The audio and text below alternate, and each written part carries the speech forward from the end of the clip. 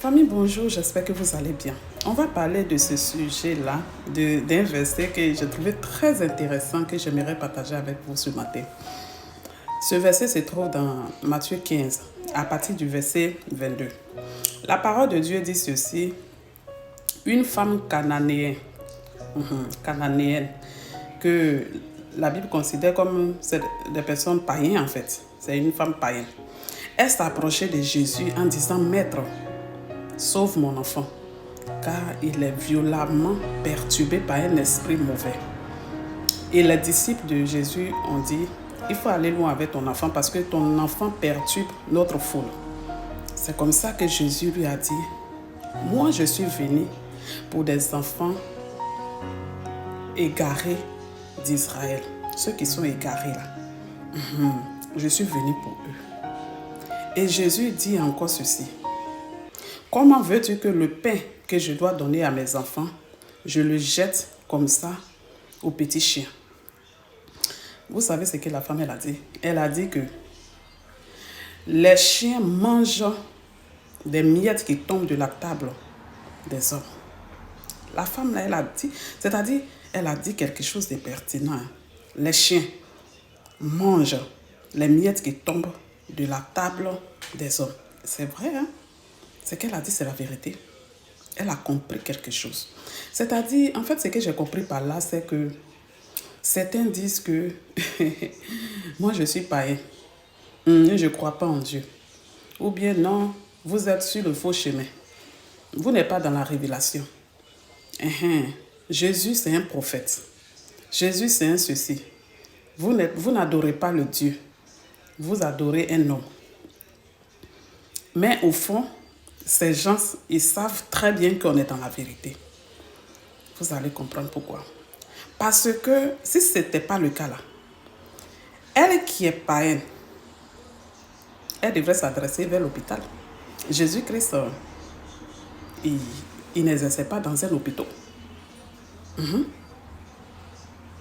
Il n'exerçait pas dans un hôpital, mais elle s'est approchée à lui. Beaucoup sont comme ça.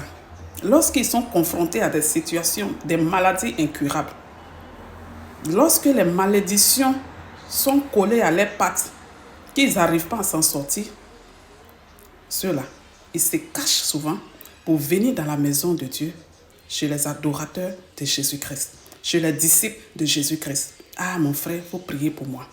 Dans le secret, ils se cachent pour venir. C'est ce que cette dame-là a fait. Elle s'est cachée, elle a vu que problème que j'ai là, j'ai parcouru avant d'arriver chez Jésus là. C'est sûr qu'elle est passée ailleurs. Elle n'a pas pu trouver solution. Elle est venue chez Jésus. Elle a dit que les miettes qui tombent là, les chiens mangent. Donc elle reconnaît que je sais qui tu es en réalité. Mais j'ai dit, au lieu de rester toujours là, à toujours rester là, à être rebelle, en voulant dire que non, on n'est pas dans la vérité, vous êtes dans le faux, et puis vous allez avoir problème. Courir, vous cacher, venir voir Jésus pour régler vos problèmes là. C'est pas mieux, vous allez vous repentir. C'est pas mieux de venir s'asseoir là. Quand on va parler, c'est pour dire que c'est pas parce qu'il fait miracle que cela signifie qu'il est Dieu. Mais il est Dieu. Il est le Dieu des miracles. Ah oui, ça là, on ne dit pas. Il est le Dieu des miracles. Miracle, c'est-à-dire celui qui amène à l'existence ce qui n'existe pas. C'est lui qui peut faire l'impossible. C'est lui qui a un pouvoir, qui a une autorité suprême au-dessus de tous. C'est ça. Il est la parole. Quand il dit, la chose se fait.